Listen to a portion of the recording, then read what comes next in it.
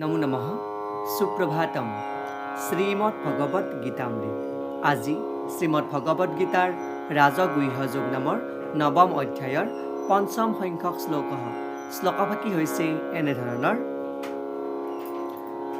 নাচামৎস্থানি ভূতানি পশ্যমে যোগমৈশ্বৰম ভূতা বৃন্নাচা ভূতস্থো মমাত্মা ভূতভাৱনঃ।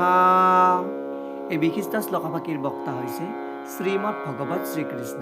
শ্লোকভাগীৰ অসমীয়া অৰ্থ হৈছে এনেধৰণৰ।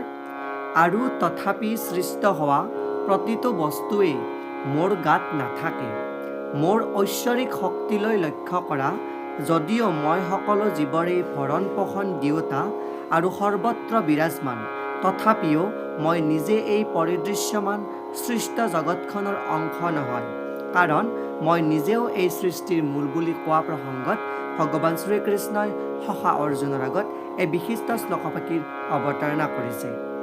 মৎস্থানি সৰ্বভূতানি, এই কথাষাৰৰ দ্বাৰাই তেওঁ সকলো বস্তুতে বিৰাজমান বুলি ক'ব বিচাৰিছে আৰু ইয়াৰ বুজনটো ভুলভাৱে বুজি পোৱাটো অনুচিত বুলি এটা ভাষ্যকাৰে উল্লেখ কৰিছে।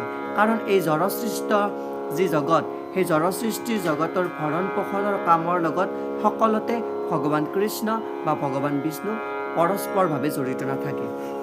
আমি কেতিয়াবা ছবি এখনত দেখোঁ যে সেই ছবিখনৰ যি মুখ্য স্বৰূপ, সেই মুখ্য স্বৰূপটো কোনোবা অন্য ব্যক্তিয়ে অংকন কৰিছে, কিন্তু দৰাচলতে সেই ব্যক্তিৰ দ্বাৰাই অংকন কৰা হোৱা যি মুখ্য কাৰণ, উপাদান কাৰণ স্বৰূপে তাত ভগৱানৰ স্বৰূপ বিৰাজমান হৈ থাকে।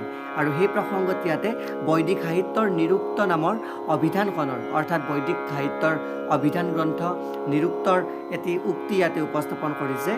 যুজ্যতে অনেনা দুৰ্গতেষু কাৰ্যেষু, অৰ্থাৎ নিজৰ শক্তি প্ৰদৰ্শন কৰাৰ চলেৰে পৰমেশ্বৰে অভাৱনীয় চৰিত্ৰৰ যি আচৰিত লীলাসমূহ আচৰণ কৰে বুলি ইয়াতে উপস্থাপন কৰিছে। আৰু সেই বিভিন্ন ধৰণৰ অলৌকিক শক্তিসমূহে শক্তিমান আৰু তেওঁ সংকল্প হৈ এই বাস্তৱ সত্যৰ স্বৰূপত বিৰাজমান হৈ থাকে।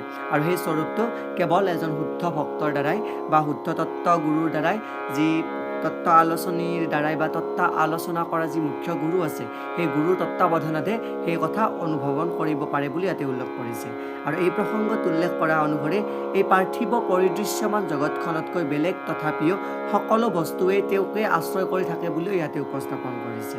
আৰু ইয়াকে এই ঠাইত যোগম ঐশ্বৰ্যম, অৰ্থাৎ পৰম পুৰুষ পৰমেশ্বৰৰ ঐশ্বৰিক শক্তি বুলি অভিধান কৰিছে।